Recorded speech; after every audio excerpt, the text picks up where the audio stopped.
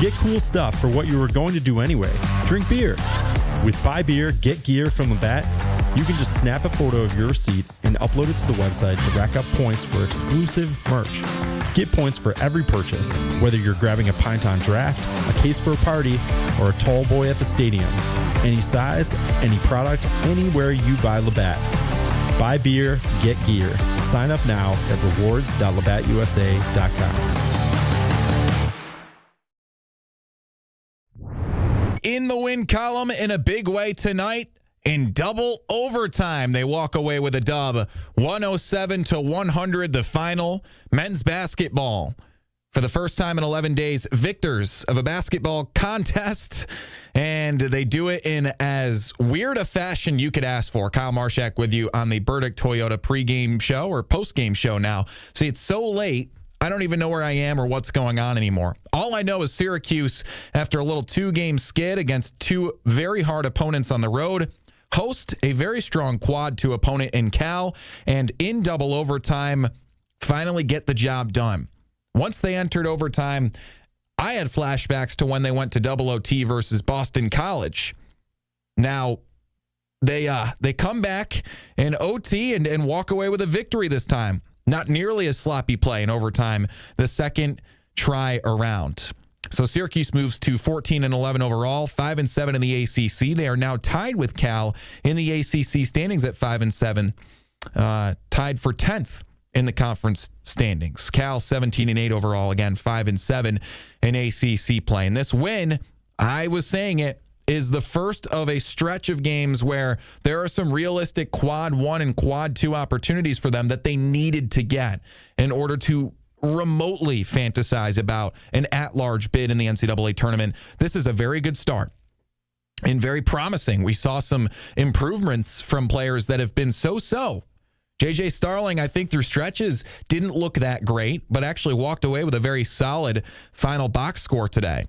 Nate King's had a ball game. Donnie Freeman was a little slow throughout most of this game, but he showed fight and came back in double OT and hit some clutch buckets.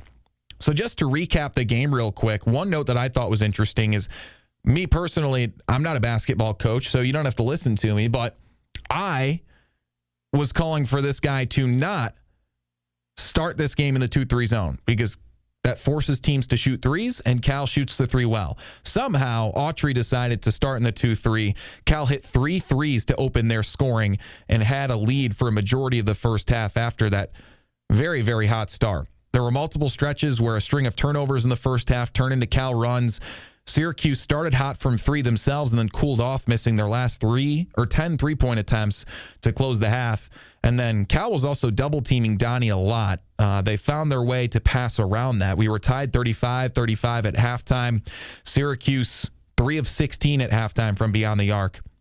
Also went board for board pretty much with Cal throughout this entire game. JJ was the leading scorer at half. Nate King's had a big second half and subsequently 10 more minutes on top of that afterwards. So in the second half, I'm sure you guys watched, there was a power outage when they came back on ESPNU. Audio wasn't working. The scoreboard was off. And we just kind of watched in silence as they went back and forth with Cal for a majority of the opening minutes of the second half. Syracuse attacked the rim stronger in the second portion of play, and with 9 minutes to go, Cuse is up by a point because of a William Kyle reverse slam on their big man Elich down low. And then we got to our play of the game with less than 2 minutes to go. Cuse up by a point because of a downhill acrobatic lay by Nate Kings, who was also our player of the game, led all scorers with 27 tonight. Shout out Nate Kings with just a deep bag finishing at the rim tonight. J.J. Starling, on the very final possession, whilst tied, traveled, planted his feet, walked with the ball in their last possession. That's the only thing I'm going to nitpick about JJ tonight and really the team. We still, down the home stretch, made some very sloppy mistakes. I don't want to take away from this win, though, because guess what?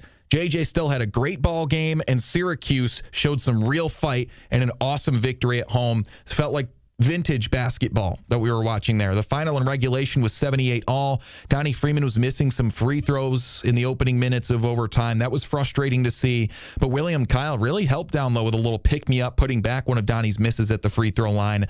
And then Nate Kings had some clutch buckets, a clutch bucket with the foul in the first portion of overtime to keep things tied at 87-all with just over a minute left. JJ drove to the rack and took the lead. They were up by 2 with 35 seconds to go. And then I'm sure you guys saw a little rebound putback finish on the final possession by Elich to tie it for double overtime.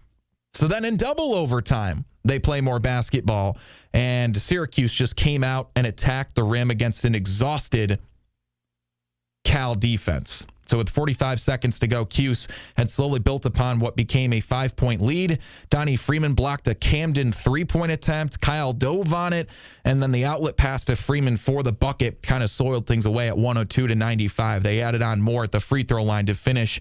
And again, the final score, 107-100. So with that, let's go straight to our Massage Envy hotline. We have DJ and Clay. Hi, Kyle. How are you today? Hey, buddy. What's going on? Good. Just calling with a positive attitude after finally a Syracuse win where they played together as a team. They played with a chip on their shoulder. They played with heart. Yeah.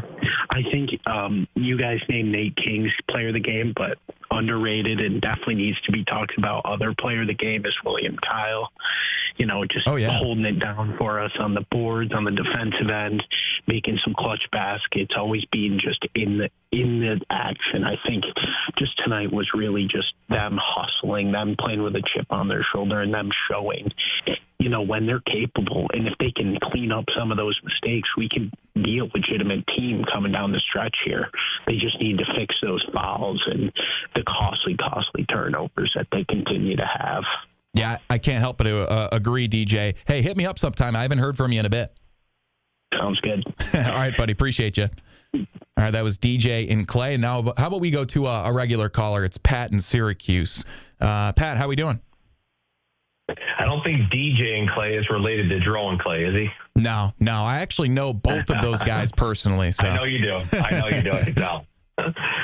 Well, I've known Dro for a million years, and one of the commonalities that me and Dro have, because we don't agree on everything, but one thing we agree on is these last 5 years have been tough. And you know what? Tonight is not the night to talk about it, because we're in a transition period.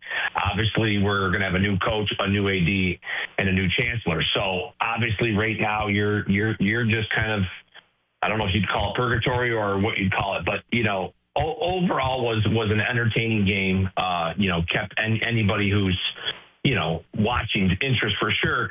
The only thing I would say is with 40 seconds left, maybe it was a little over 40 seconds, you have a great opportunity to not go up against a set defense and also get an extra possession and go 2 for 1. And he calls timeout with 39 seconds. Still have an opportunity. The ball's at the 28-foot mark, okay? Mm-hmm. Which is a new rule over the last two years. So that gives you an opportunity to run a set and get a quick hit. Now, I'm not saying that you force a shot, but if the defense provides it and you can get a quick basket, you get the extra possession. They do it all the time in the NBA because the college coaches just don't. It's just not their nature. But I think that really could have cost them the game because that was the possession where you call timeout and then JJ had to travel. But other than that, this is really a two-man team. Unfortunately, the only guys who really are going to feel good, almost game in, game out is obviously Kings and definitely Kyle. And it was highlighted tonight. Yeah. JJ had a good game, but at the same time, as a senior, you can't be getting smoked time after time when the dude Ames is going left over and over and over again, and he couldn't turn him the other way. And also George did that a bunch, and I don't know why they didn't put Kings on him. Because if it wasn't for Ames, we would have won by double digits. It was just one of those games where you see missed free throws and you almost think, man, they're just giving this game away. But as much as Cuse did it, I think Cal did it even more. Missing free throws with guys shooting a much higher percentage. So it is what it is. It's a win. We're in a transition period. What do you think? Boeheim for AD? I'm only joking. Who knows? I agree with you, though. Purgatory is a great way to describe wild, it. Though. You know what?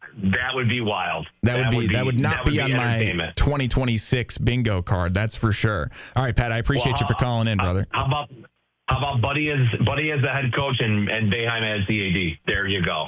Hey, isn't Buddy? I think is on the Thunder now. No, I'm only joking.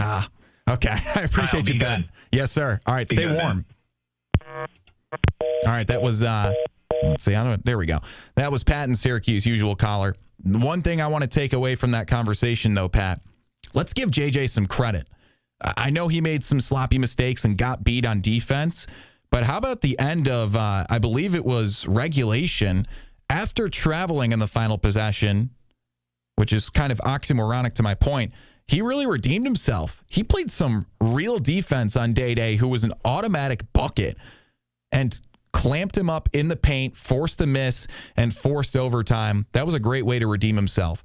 I'm the first to take away from some of JJ's game. I think there's some holes in his style on ball. I just don't think he's a real point guard or a real guard in general. I think he's way better off ball, and we play him on ball too much.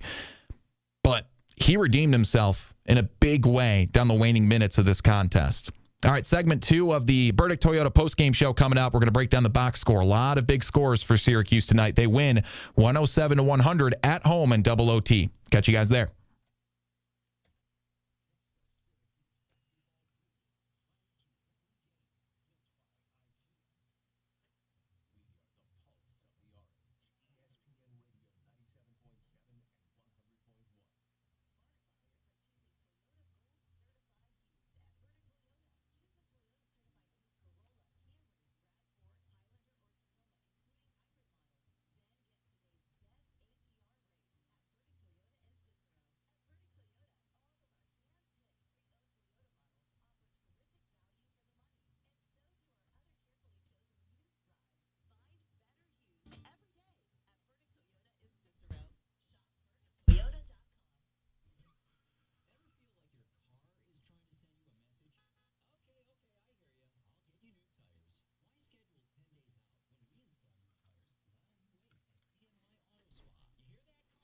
Yeah, the power outages were crazy.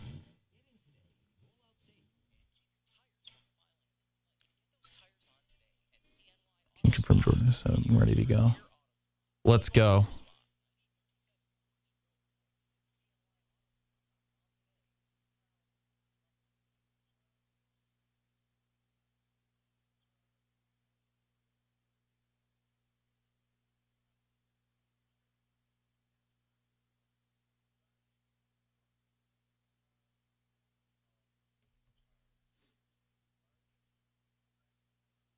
Alaska opposition, right? Kyle's. Yeah, shout out William. I mean, a lot of these guys had big moments tonight. Pretty sweet.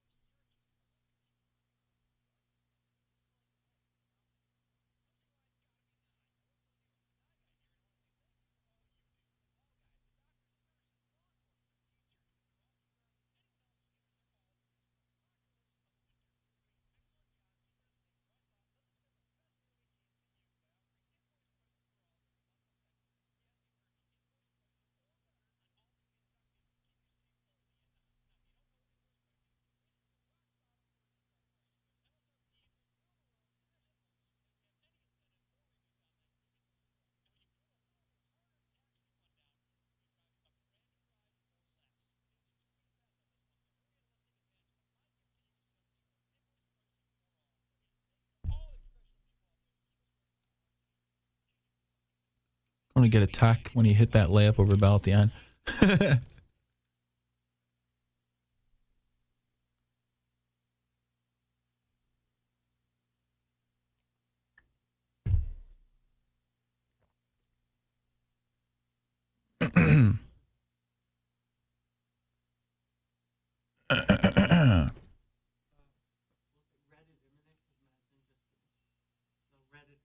Cool.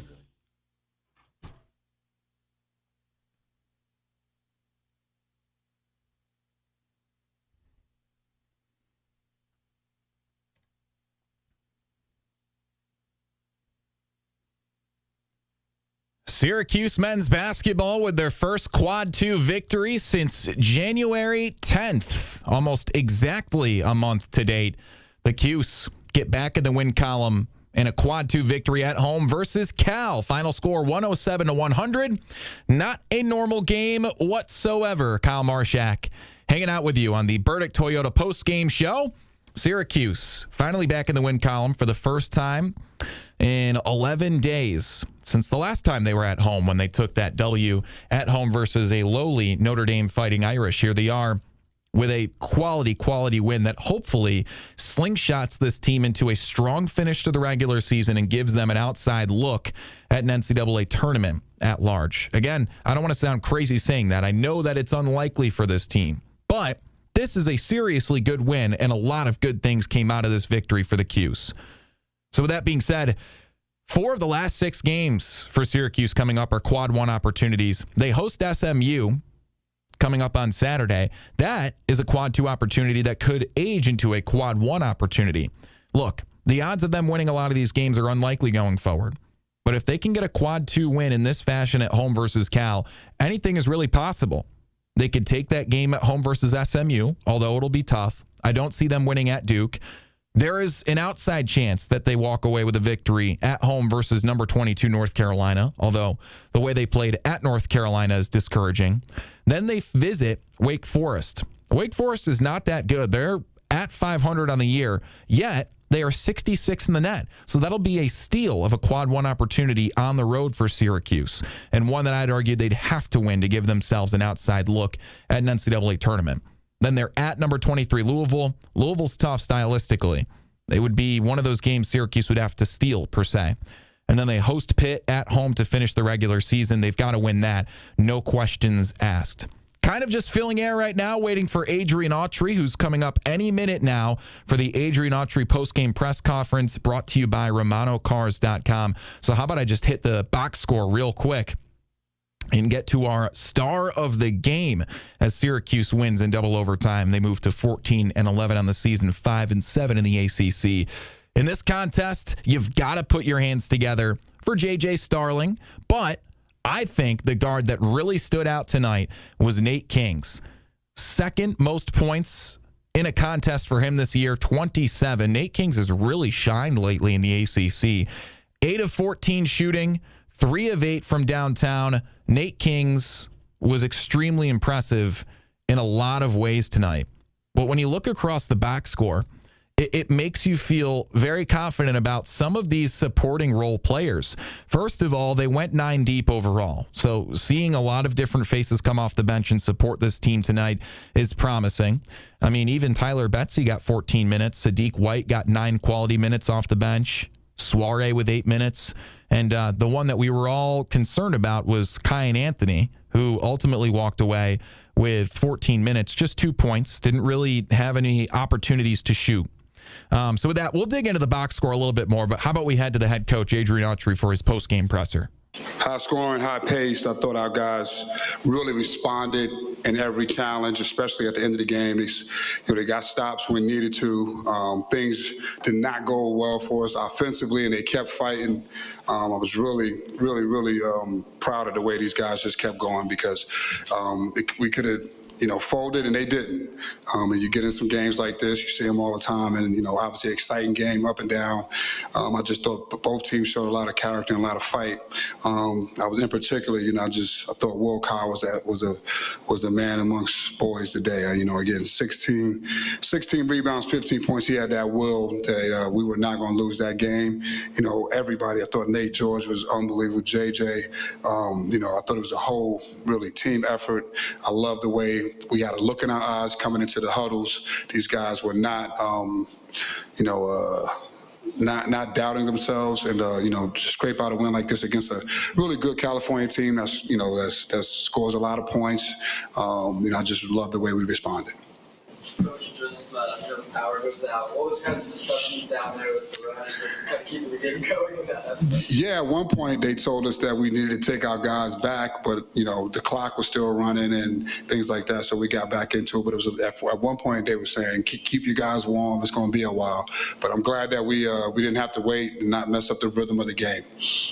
During this late in the season, seeing this team come back and have the resolve in double overtime to get the victory after you had some close games that didn't go your way, just what it says about where the team's at right now, knowing that you still have life to end out the regular season. Yeah, this team has a lot of resilience, a lot of fight. Like you said, we've had a lot of close losses. We've been in pretty much every game, a couple that we were not in, but even then we fall back. So this is a resilient team, through our losses and shortcomings.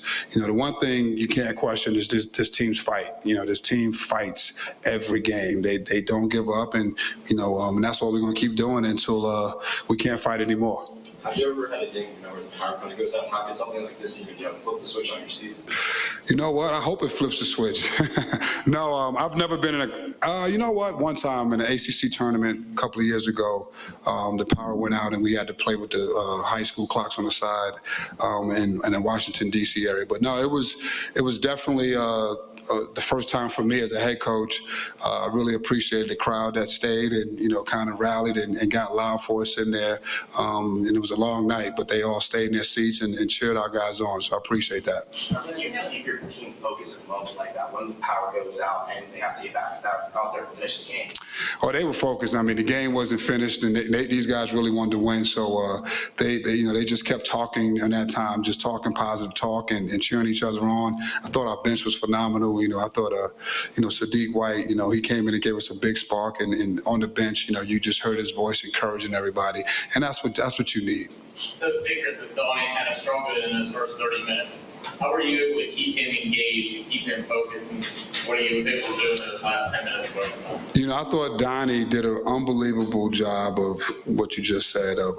His first 30 minutes was not good, but he was cheering for his teammates. He kept his mind in the game by cheering for his teammates, and I think once he got back in, he really settled down, and he came up big for us in some situations, and he really kind of kept himself going that way, just by being engaged. I thought he had a very, very good reset. He had a really good reset because he was struggling a little bit. Early in the game, Donnie seemed to be settling for threes. I think his first 5 shots were all from out there. Then he didn't take any more the rest of the way. Was that something that he was instructed to do, take it to the basket, or is that part of the reset you're talking about? Yeah, we talked about it. Obviously California's down a couple of big guys. I thought, getting the ball into the paint could work for us. He made the first one, and then he shot 2 or 3 more, and then, we settled him down. I said, you got to get to the basket, and I thought he did a good job. We got him the ball in the right places, and he finished around the basket better. This has been a pretty interesting day. Our athletic director retired. There was a lot of talk about you and your job. The lights went out in the season. And what can you put all this in perspective as to what your thoughts are about any or all of those things? Well, first I want to congratulate John on his retirement. Well deserved. He's done a really phenomenal job in his time here with a lot of change. It was a lot of change that's going on in college athletics, and he showed up every day and did the job the best of his ability. So well deserved for him. Proud of him. As far as the day, it was just another day in the ACC. Playing at home against a good team. Again, like I said, we got a lot of quality opportunities. I'm just glad our guys, put this one in the win column, and we're going to enjoy this tonight. And then obviously, we got to get ready for Saturday. Coach, what strategy do you use to help your team block out distractions off the court and just focus really on just basketball? I think that's, we all, as coaches, we try to, say cancel the noise and block out the noise. But I think these young men are very resilient. I think they understand, this comes with it, at Syracuse basketball. This is, in college athletics, this is a major market for basketball. So I think they understand that. They're resilient. I think, I think I have to talk to probably our coaching staff a little bit more than I talk to those guys about blocking out the noise. But no, we talk about staying together. We spend a lot of time together, staying together, and we just got to keep fighting. Thanks for one more. Mike. Have you talked to John about how his decision, or have you thought about his decision, how it might impact your future? No, today he mentioned that, he was letting me know that was happening. And again, I'm just going to be locked in on my team until, we finish up this season and then go from there. Thanks, Coach. Yep, thanks, Coach. All right, that was Adrian Autry's post-game press conference brought to you by RomanoCars.com. Some takeaways from that. I mean, obviously a much more positive press conference for head coach Adrian Autry. Big quote, both teams showed a lot of character and a lot of fight. He also said, and I love the way he puts his wording on this, William Kyle was a man amongst boys, and he certainly was. When we dig back into the box score for Syracuse's double overtime win, as we're back here on the Burdick Toyota postgame show, Kyle Marchak hanging out with you. William Kyle had a heck of a ball game. 15 points, 6 of 8 shooting from the field, 16 boards. Every time he was near the glass, he said, "Give me that." So Kyle had himself a ball game. Couple of blocks, too. This kid is a stud. Continues to lead the ACC in blocks per game. Just 2 tonight. That's a modest stat line for William Kyle down low. Donnie Freeman came back and still ended up with 16 points to his credit on 6 of 12 shooting.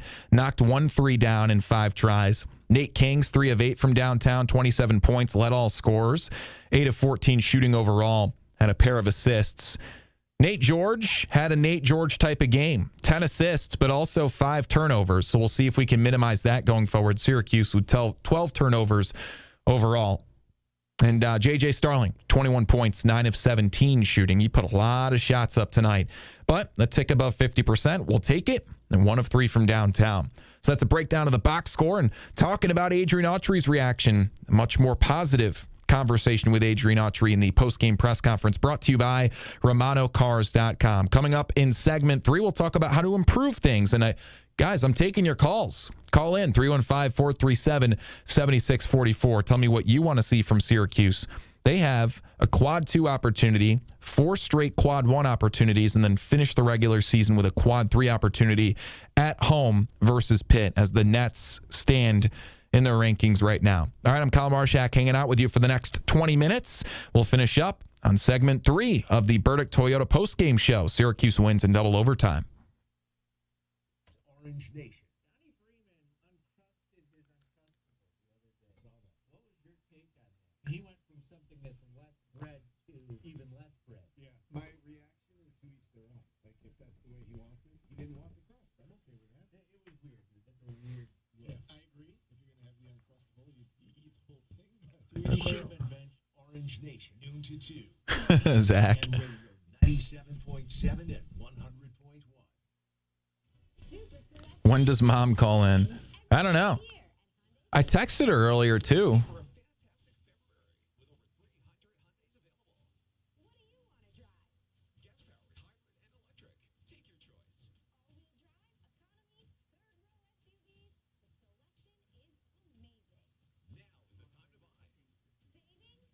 Wait, what? I can't hear you.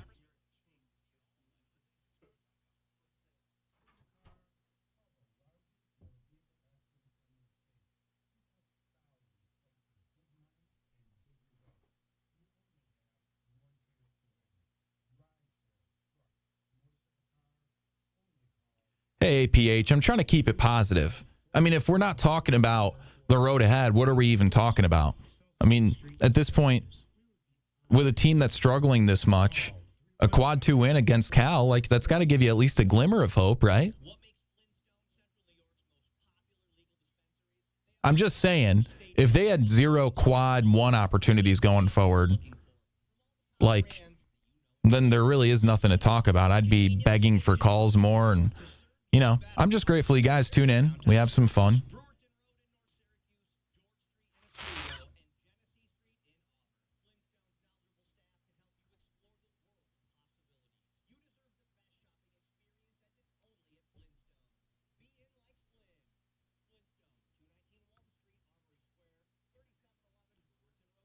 Ignominious. I'll take the wins. I know it's a tough road ahead, but hey, like it's about where their ceiling is, right? At their ceiling, at their peak performance, they win at home versus Tennessee, versus a ranked Tennessee. True. Yeah, the Hokies at Clemson. They're back in the tournament with that win, low key. But so if Syracuse can win at home versus a ranked Tennessee, who's to say that they can't win at home versus SMU and then maybe at Wake Forest and at Louisville or at home versus a ranked North Carolina?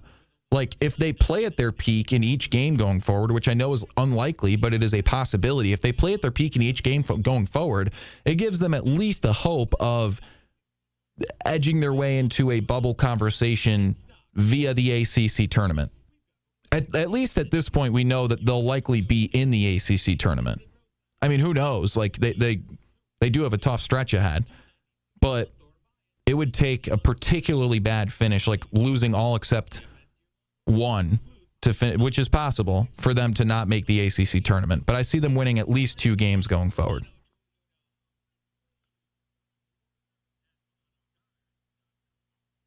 Yeah. I agree. Florida guy, you've epitomized it.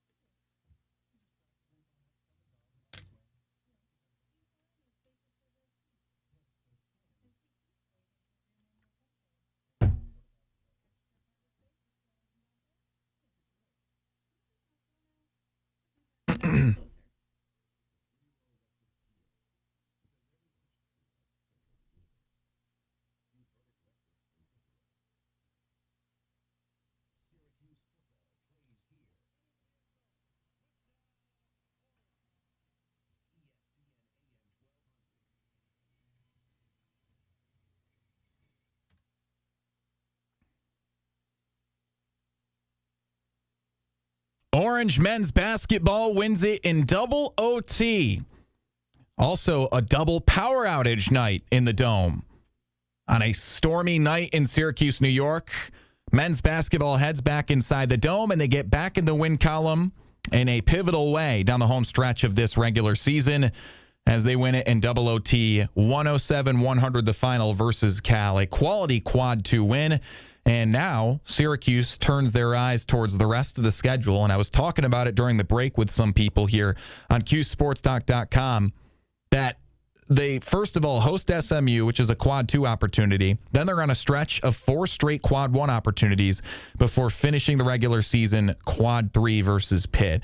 I think there are some viewers that are like, okay, why are we even really talking about this? Because I get it. The odds of them building an NCAA tournament resume going forward are slim to none. But let's look at it from a realistic perspective. Syracuse can very much win versus SMU, at Wake Forest, and versus Pitt. So there's 3 wins right there that are totally within reach. I'd argue that if Syracuse plays the form of basketball that they played at home versus Tennessee in the non-conference schedule, they could steal 1 more, perhaps at home versus number 22 North Carolina. With that, they finished the season 4-2. And I would argue that would launch them back at least into the bubble conversation before the ACC tournament starts. I get it. The odds of this happening are silly. But I'm still bringing this up because it's an outside possibility, trying to add some context, trying to save face for a Syracuse season that's had its ups and downs. Nonetheless, we have people on the Massage Envy hotline excited about a Syracuse win. So let's go to Sean and Cicero. Yo, Kyle, man, I'm telling you, I am one of these diehard Cuse fans that when they win a game, I'm like, all right, this is what they can do, this is what they can do, this is what they can do. If they win this, they win this, they win this, they're there. You know, I am not this guy that's looking to fire the coach. I'm not this guy who blames things on an individual player. I understand that stuff happens. Mm-hmm. And I was so intrigued with this game tonight, and with Kyle playing the way he did and JJ playing the way he did, and both Nate George, he tried so hard tonight to stay in the game. I think that was one of the failures for him, is that he couldn't do what he wanted to do. There was a couple takes that he got taken to the rim, and he couldn't do anything because he didn't want to foul out. Yeah, Day-Day Ames definitely got to the rack at will, but let's give him some credit. He locked him up in that final possession in regulation. Yeah, and then JJ in overtime locked it down too. Mm-hmm. So, I mean, even with that stupid he drug his foot, 3 inches? And obviously it's a travel. Yeah. But he came back on defense intensive.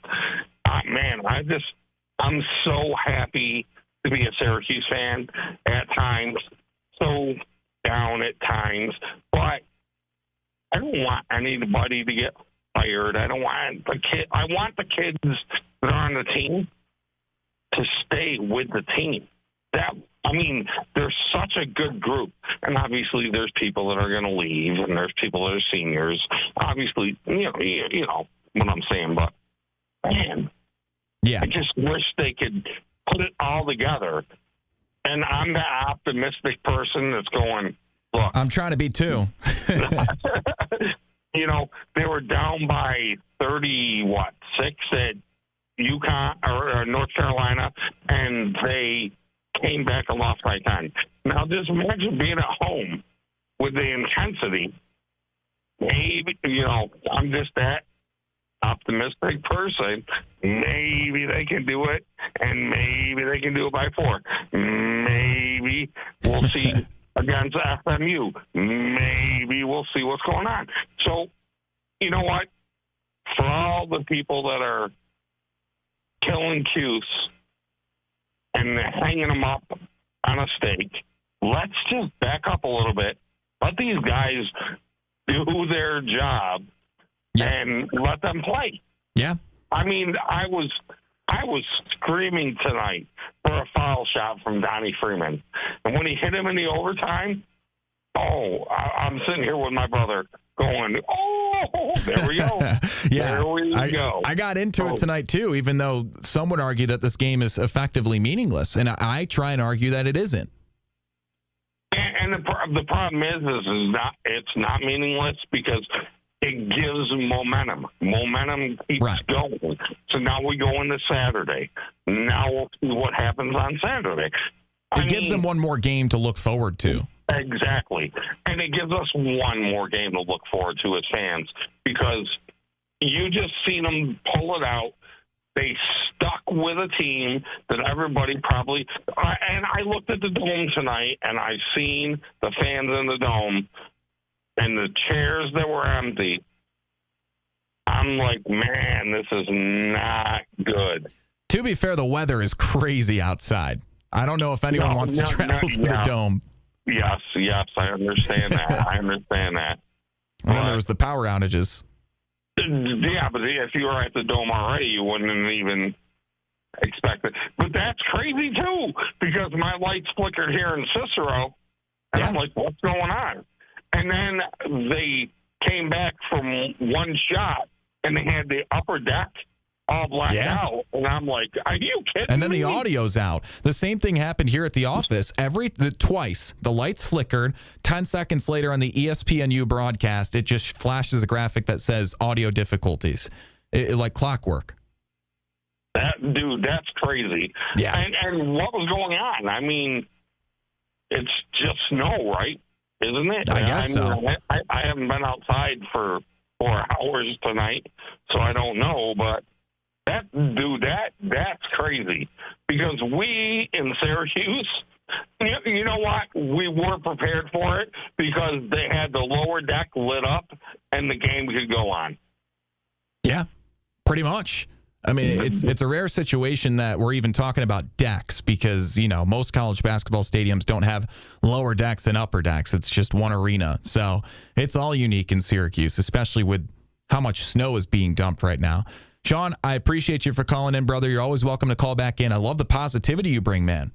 Man, I'm trying. I love the Cuse, and I love the Cuse Nation, and I love the bad stuff that comes out, and I love the good stuff, and I love that you're a neutral guy. So thank you, man. I appreciate it. Thank you. I really appreciate it. All right, Sean, call back in, brother. Stay warm.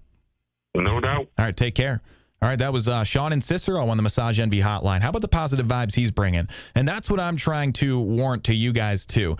Mike McAllister is in our chat on QSportsTalk.com, and he brings a very good point to my hypothetical scenario that they basically, going forward, beat SMU, North Carolina, Wake Forest, and Pitt, and that they'd be 18-13, and that would not be an NCAA tournament record. I agree. No team at 18-13 is going to make the NCAA tournament. My point being, succeeding in that hypothetical scenario gives them hope going into the ACC tournament. And that's me just being realistic. Like that is a realistic scenario that they win those games. It's, just as realistic that they lose all of those games except Pitt, really. But in terms of games that are within feasible reach of victory, they win those 4 out of the next 6. They're at 18-13 overall, and they're probably 60-something in the net, which gives them at least the hope of 2 quality wins in the ACC tournament that would both be quad 2, maybe quad 1 wins on neutral territory to then bolster their resume into the bubble. I mean, look, this is just, for me, for Syracuse to even remotely think about the bubble going forward is a huge win, considering how they were at the beginning of ACC play. I mean, really just a few games ago. So now that they have their first quad 2 win at home versus Cal in double OT, I'm pretty pleased. So let's just try and keep things positive, That's what I'm trying to do. But I am a realist at the end of the day, and sometimes I just want to curl up in a ball and cry myself to sleep. That's just how I'm feeling. That's the ups and downs of being a Syracuse basketball fan. Nonetheless, you're listening to the Burdick Toyota postgame show. After a win, Syracuse wins in double overtime, 107-100. So how do we improve the team going forward? I'll give you my 3 keys super quick. Improving the team brought to you by Auburn Community Hospital. Auburn Community Hospital is improving their team. Apply today at auburnhospital.org. Key 1, minimize the turnovers. They still had an above average amount of turnovers compared to the average Division I team today. 12 turnovers, and some of those turnovers straight up ignominious, like just sloppy, thoughtless turnovers that really get you scratching your head. But I think another point in terms of turnovers is Donnie Freeman specifically. Seeing him be more consistent would definitely be a key to the game coming up next at home versus SMU on Saturday. And finally, let's see him hit the weight room and rebound a little bit better. They went board for board today with one of the worst rebounding teams in the ACC. All right, coming up, final segment of the Burdick Toyota postgame show. We'll take a peek at the ACC scoreboard, talk about the schedule ahead, and preview a little bit of that SMU contest come Saturday with Tim Leonard on the pre- and post shows here on ESPN Syracuse. You are listening on QSportsTalk.com and ESPN Radio.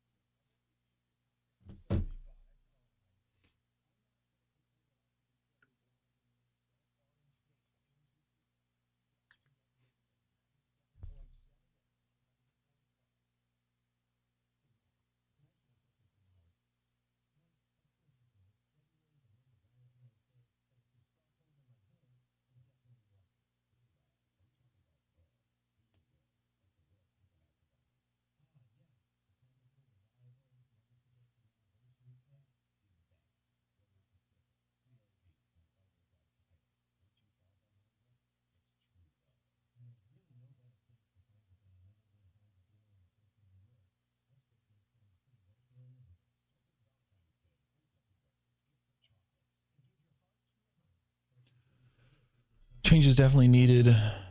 Not saying it's just hoping it will be better.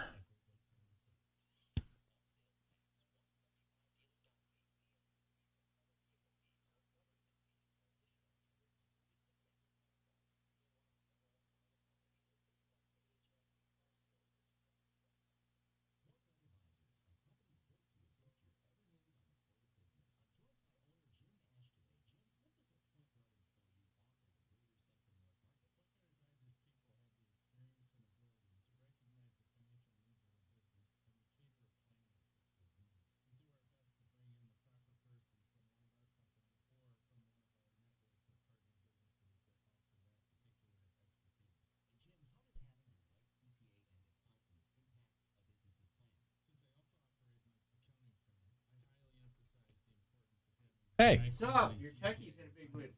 Yeah, they did at Clemson. Clemson couldn't stand being at the top of the conference. You want to pop a headset on? No. Sounds horrible. I just wanted to yell, Chris Bell had 1 rebound in 3 overtimes. Yeah, that was pretty bad. He's the Chris Bell we thought he was. Still doesn't get boards. Still hits corner threes. Corner 3. And it's pretty goofy. That travel was he locked up the dude on defense after, but like you just shouldn't travel in that possession. Yeah, that was bad.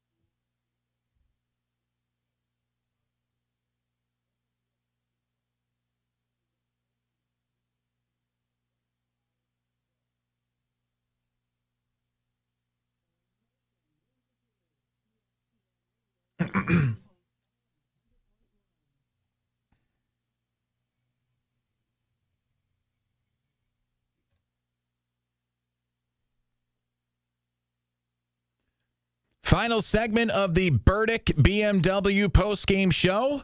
Kyle Marchak with you on CuseSportsTalk.com and ESPN Radio. Syracuse wins for the first time in 11 days. Their first Quad 2 win in over a month. First win at the Dome in almost 2 weeks.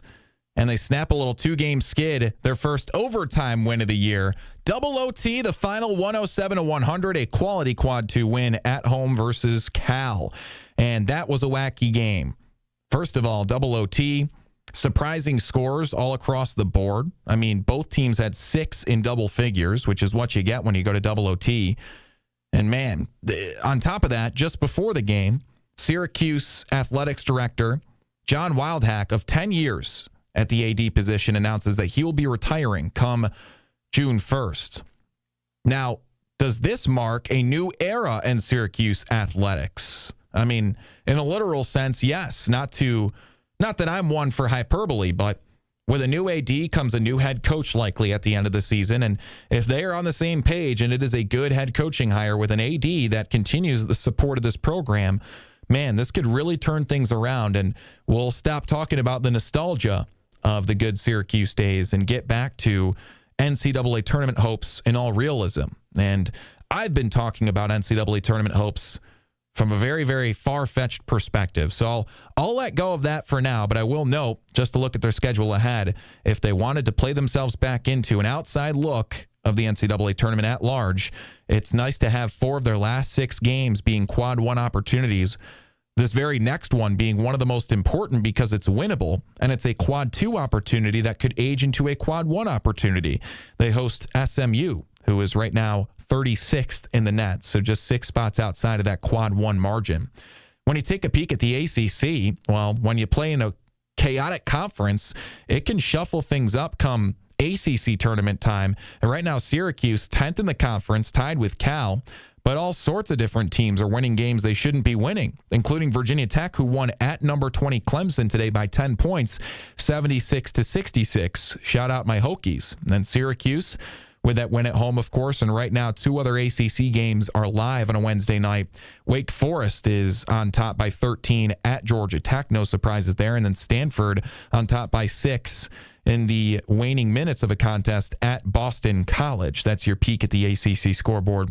Upcoming schedule, they host SMU. They are at number 5 Duke, and then they're back at home versus number 11 North Carolina. Again, this next game, pivotal for Syracuse. They host SMU, 36 in the net, quad 2 opportunity. Come Saturday, Valentine's Day, for those who are taking. Don't forget, it is Valentine's Day. Buy the flowers now and get those hotel reservations or whatever you need. 2 p.m. tip-off in the Dome. I don't recommend bringing your girlfriend to a Syracuse game on Valentine's Day. That's not super romantic. If anything, it's just angering. But it could also be super romantic if they end up in a double overtime win and everyone's just so happy and maybe huddled up together and warming each other in the middle of a power outage. Who knows? Again, a 2 p.m. tip-off in the Dome, February 14th, this Saturday. Tim Leonard, our very own, will have pre- and post-game coverage. So I'll be chilling until that road game at number 5 Duke. That's my next game to cover, and man, that's a tough game to head back to. But nonetheless, until then, I'm Kyle Marchak. We'll see you guys next time on CuseSportsTalk.com and ESPN Radio.